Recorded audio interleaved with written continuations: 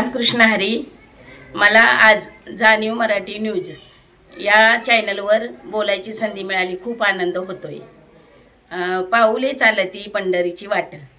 आपण म्हणतो पंढरीत गेल्यावर आपल्याला विठ्ठल भेटतो, पण मला माझा विठ्ठल घरातच भेटला, संसारात भेटला। अनिल दवंडे यांनी मला भरपूर याच्यात साथ दिलेली आहे आणि माझ्या माहेरची लोक सगळी हरिनामात होती, त्याच्यामुळे मला भजन कीर्तनाची गोडी लागली।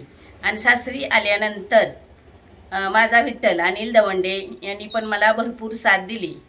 घरचा विठ्ठल सुखी असला की मीच नव्हे, माझ्या घरातील पण सगळी मुलं सुना नातवंड सगळी खुश आहेत।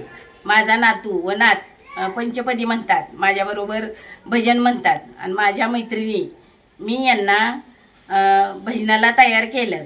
सुखदुःखातून बाहेर आणून परमेश्वराच्या जवळ कसं जाता येईल ते माझ्या मैत्रिणींना मी सांगितलं आणि माझा नवदुर्गा भजनी मंडळ हा मी ग्रुप तयार केला।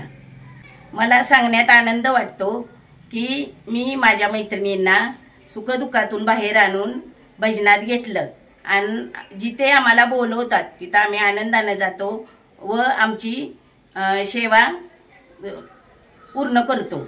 सातारकरांना नवदुर्गा भजनी मंडळ यांच्यातर्फे माझी विनंती आहे की तुमचे छोटे मोठे कार्यक्रम असले की आम्हाला आमच्याशी संपर्क साधा। रामकृष्ण हरी।